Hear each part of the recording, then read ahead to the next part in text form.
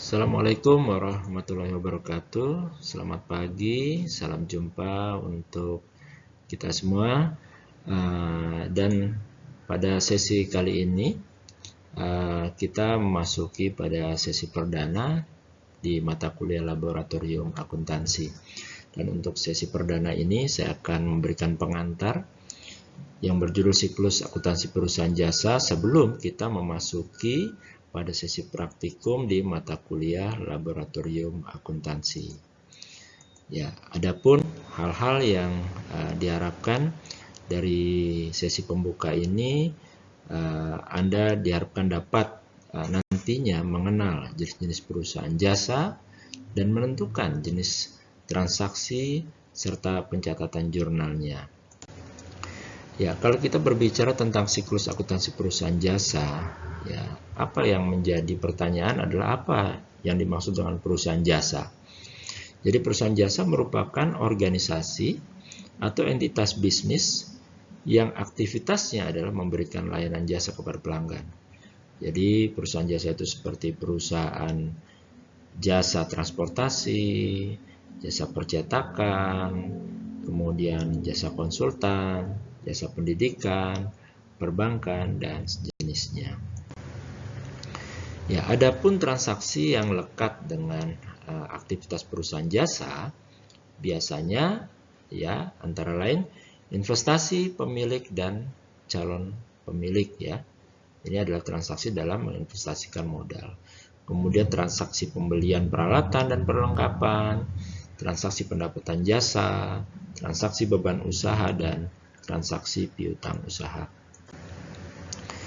Ya, berikutnya adalah bagan siklus akuntansi yang secara umum dapat kita lihat pada gambar berikut bahwa transaksi dimulai dari menganalisis serta menentukan bukti-bukti transaksi yang kita terima. Ya, bukti transaksi tersebut kemudian dibukukan ke dalam pencatatan jurnal, lalu kemudian dirangkum ke dalam klasifikasi buku besar di setiap akunnya. Baru kemudian dilanjutkan kepada neraca saldo, di mana neraca saldo ini menampung atau merekap secara ringkas semua saldo-saldo akhir yang ada di setiap akun yang dipindahkan dari buku besar ke neraca saldo. Kemudian masuk berikutnya adalah fase jurnal penyesuaian. Nah, di jurnal penyesuaian ini kita akan melakukan aktivitas pencatatan di mana ada beberapa hal kondisi transaksi yang mungkin belum sempat tercatat atau mungkin harus diperhitungkan ulang dan itu harus dilakukan penjurnalan setelah fase masa dilakukannya transaksi posting yang sudah dilakukan. Kemudian dari fase jurnal penyesuaian masuk kepada fase penyajian laporan keuangan. Nah, di sini ada fase dalam mempersiapkan laporan keuangan. Kita akan mengenal aspek atau pencatatan yang dikenal dengan jurnal neraca lajur ya, dengan pencatatan neraca lajur.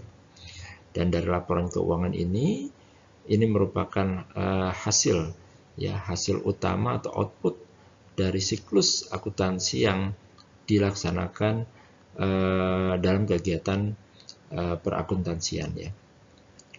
Kemudian memasuki pada tahap selanjutnya adalah melakukan jurnal penutup.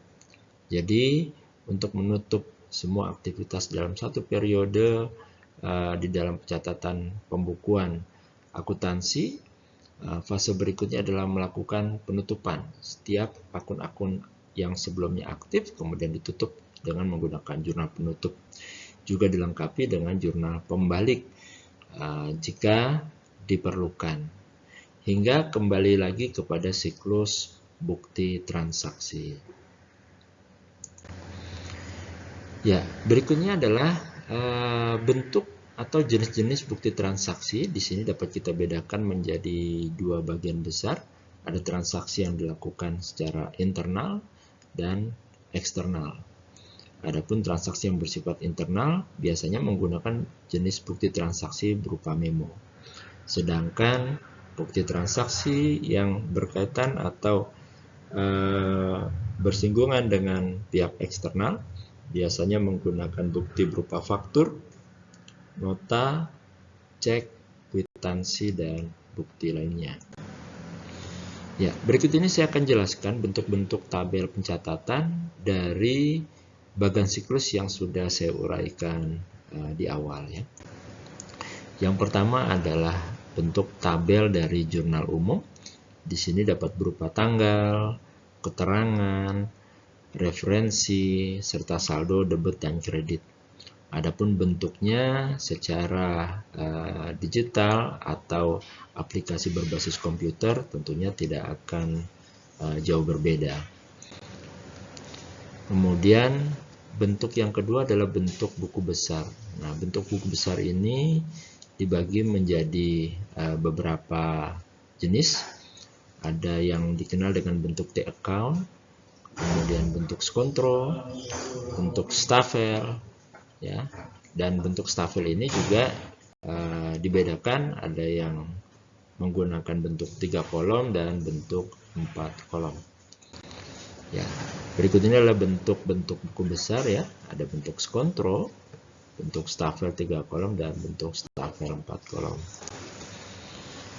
Dan setelah kita mengenal bentuk dari buku besar, berikutnya adalah bentuk neraca saldo ya. Di sini cukup ringkas, menampilkan nomor akun, nama rekening, serta saldo di posisi debit dan kredit. Dan setelah bentuk pencatatan dari neraca saldo, maka kita perlu mengenal juga bentuk-bentuk ayat jurnal penyesuaian. Seperti halnya dengan jurnal umum, bentuk ayat jurnal penyesuaian ini tidak jauh berbeda dengan bentuk jurnal umum. Namun, bentuk ayat jurnal penyesuaian ini biasanya dikhususkan oleh beberapa akun tertentu yang biasanya mencatat beberapa transaksi yang sifatnya berkisar dari sifat transaksi yang berkaitan dengan beban, ya, beban yang masih harus dibayar, piutang pendapatan, kemudian beban dibayar di muka, baik yang diakui atau dicatat sebagai aset, atau transaksi yang bisa awalnya dicatat sebagai beban. Kemudian transaksi berkaitan dengan pendapatan diterima di muka, baik yang sifatnya transaksi tersebut dicatat sebagai pendapatan maupun transaksi yang dicatat sebagai hutang. Kemudian transaksi yang berkaitan dengan penyusutan dan perlengkapan yang digunakan, ya. Serta yang terakhir adalah transaksi yang berkaitan dengan kerugian piutang. Selanjutnya, setelah fase dari ayat jurnal penyesuaian adalah pencatatan dalam bentuk tabel neraca lajur. Secara umum, neraca lajur yang sering dipakai di sini ada dua model, ada neraca lajur dalam bentuk 10 kolom dan 12 kolom. Yang membedakannya adalah sedikit informasi tambahan ya. Kalau dalam neraca lajur 12 kolom ini menyediakan informasi yang lebih detail. Ya.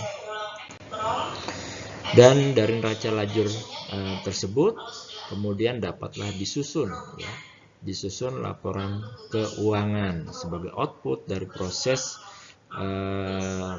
akhir yang menjadi output utama dari siklus akuntansi. Di sini dalam contoh laporan keuangan dapat kita lihat yang pertama contohnya adalah laporan laba rugi, kemudian laporan perubahan ekuitas, dan yang ketiga adalah laporan neraca ya.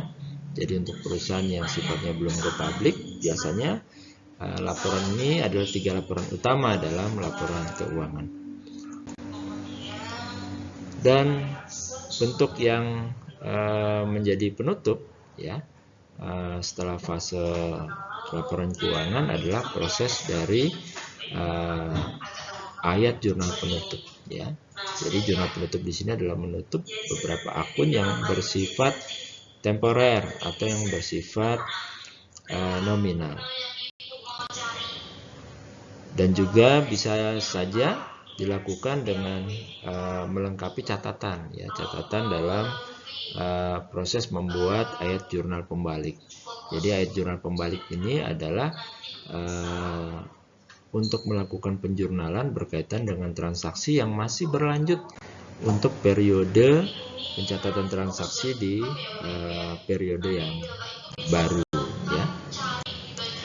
Ya, demikian tadi materi pengantar yang bisa saya berikan sebelum kita memasuki pada sesi praktikum berkaitan dengan pengenalan aplikasi akuntansi berbasis komputer. Untuk itu saya akhiri dulu video ini. Terima kasih. Assalamualaikum warahmatullahi wabarakatuh.